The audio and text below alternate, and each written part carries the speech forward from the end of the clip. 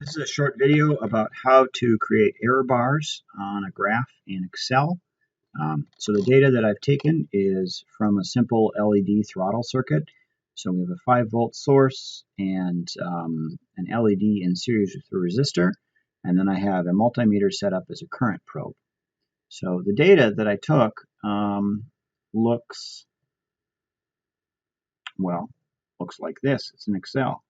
So here are a bunch of resistances I tried. Here is the uncertainty in the resistance. I didn't measure it, but they're gold band resistors, so they're 5% uncertainty. And I coded that in Excel this way. I just said 5% of that other cell reference. See that other cell reference is here. And then all of these uncertainties are done automatically by Excel. The current I measured, and if I measured the current to the 10th of an amp, so maybe this should be 2.0 to be a little bit more consistent. So if I measure the current to a 10th of an amp, then a 10th is the uncertainty. So I copied and pasted that here. Notice here I should have 0.01, and here I should have 0.01. And yeah, so now all of those are consistent. I'm assuming basically just that this last digit, the flutter in that last digit is the uncertainty.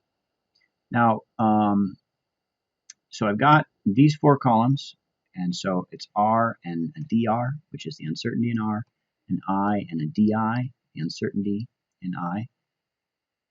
And let's see, that should be milliamp. So now, another thing I want to plot is 1 over the resistance, and I'll talk about that in a minute.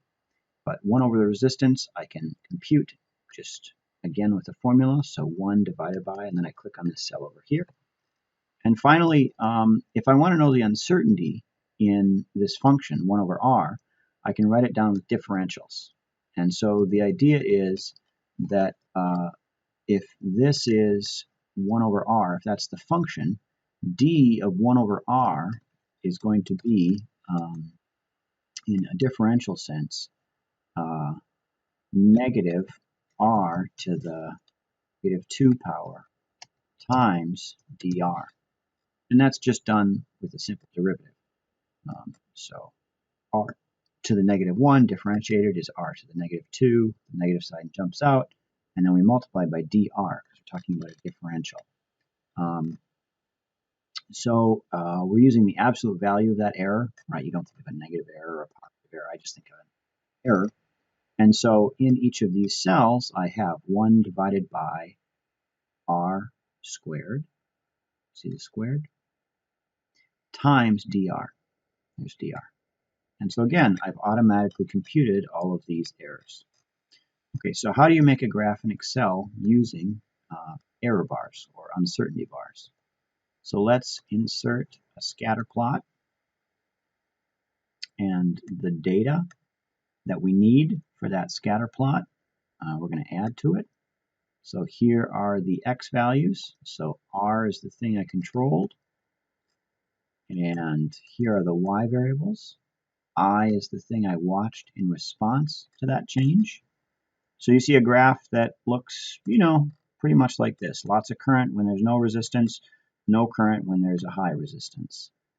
On a PC, the way that you change a graph is by clicking this button. I don't need a chart title, but I do need axes titles, and I do want error bars.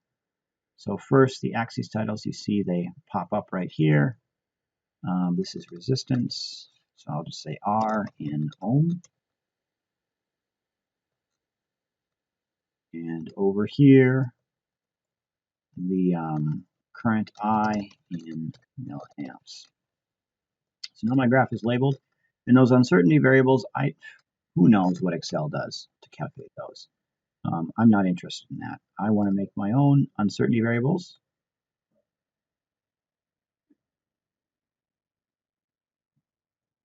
So you can't see this because of poor choices by me. Okay, here we go. So I want to modify the error bars. And so I'm going to go to more options. Okay, So I want error bars or uncertainty bars in both directions on the horizontal. And the place that those error bars come from, the horizontal is resistance. So the uncertainty and resistance, I'm going to click this custom, and then I'm going to select the place where the uncertainty and error is defined. I think that's it. And I'm going to select the same place where the uncertainty and the error is defined. And then I'm going to click OK. And now these horizontal error bars mean something. You see, actually, for the most part, they're smaller than the plot marker. But at high resistances, that uncertainty is actually quite big. So the same thing, let's see, let's close that up. Let's go back, error bars, more options. Now let's format the error bars in the Y. So the Y is current. So the uncertainty in the current is right here. So let's specify the uncertainty in the current. Let's specify the uncertainty in the current. And now we should be done. Yeah.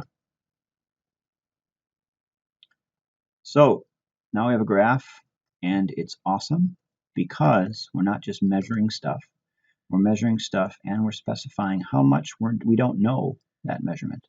You see, in general, the current measurement is quite good. There is, no uncertainty that's bigger than the plot marker.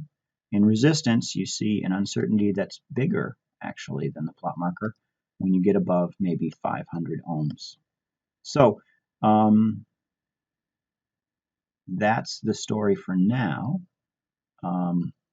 What about this other plot? So this looks like a 1 over r relationship, and so that's what this plot down here is meant to show you. So if I plot 1 over r with units of 1 over ohm, this curve straightens out. It's a technique called linearization. The vertical hasn't changed at all.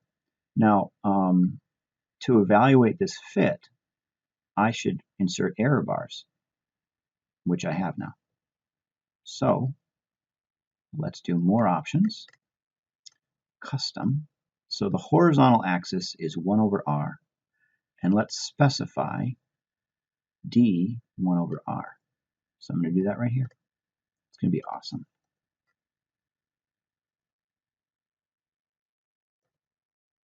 So now I have specified the left-right error on all these points. And then let's do the Y error bars. Let's specify them. So Y is current, so I need to specify the uncertainty in current. Y is current, specify the uncertainty in current. All right, presto changeo. Here we go.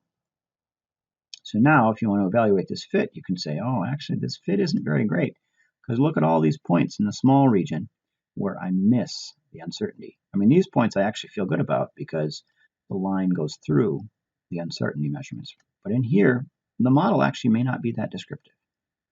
All right, that's the end of the story for now. Making error bars or uncertainty bars in Excel.